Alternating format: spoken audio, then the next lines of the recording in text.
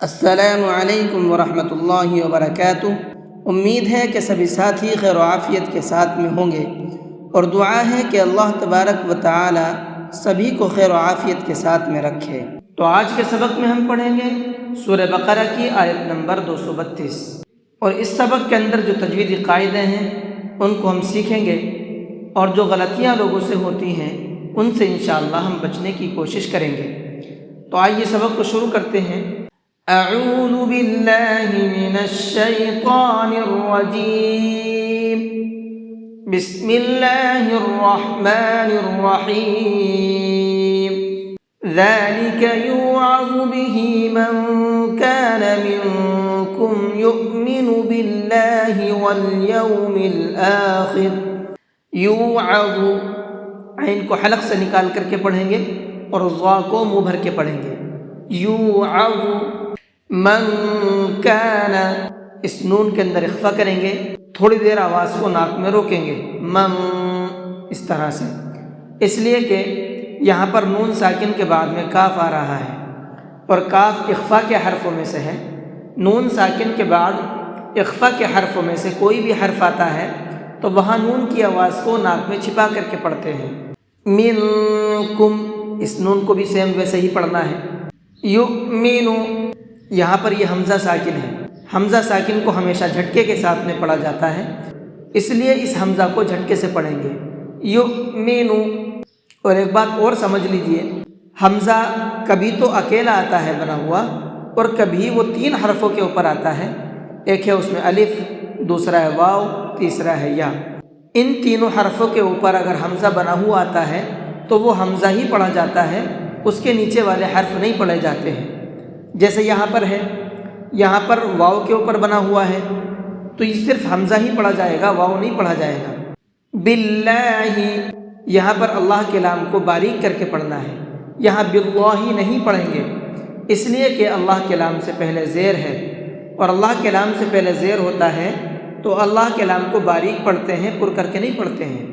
ذالکم ازکا لکم واطہر، ازکا، یہ زا ہے، زا کے ساؤنڈ میں سیٹی ہوتی ہے، از، یہ جو ساؤنڈ نکل رہا ہے یہ ساؤنڈ صرف زا کے اندر ہوتا ہے، باقی نہ دال میں ہوتا ہے، نہ ضا میں ہوتا ہے، نہ ضاد میں ہوتا ہے، اور اس کو تھوڑا سختی کے ساتھ میں پڑھتے ہیں۔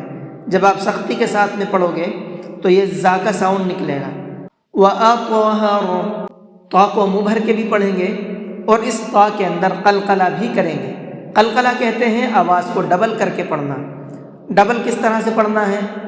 تو یہ جو بعد میں ساؤنڈ نکل رہا ہے ڈبل سا، یہ قلقلے کا ساؤنڈ ہوتا ہے، اس کو قلقلہ کہتے ہیں، اور یہ اس لیے کریں گے کیونکہ حروف قلقلہ 5 ہیں، قاف، طا، با، جیم، دال، یہ 5 حروف ہیں قلقلے کے۔ ان حرف کے اوپر اگر جزم آ جاتا ہے تو ان کے اندر قلقلہ کرتے ہیں، ہلکا سا آواز کو ڈبل کرتے ہیں، تو یہاں پر ان 5 حرفوں میں سے طا ہے، تو اس کو اس طرح سے پڑھیں گے، وَأَطَ۔ اور یہ جو ہے قرآن کریم کی خوبصورتی کے لیے ہوتا ہے۔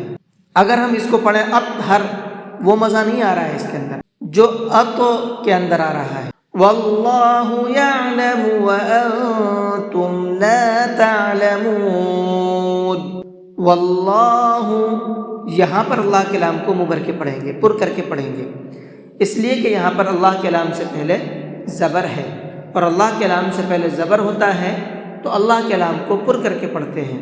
وَأَنْتُمْ، اس نون کے اندر بھی اخفا کریں گے، اور اخفا کس کو کہتے ہیں ابھی میں نے آپ کو اوپر بتایا ہے۔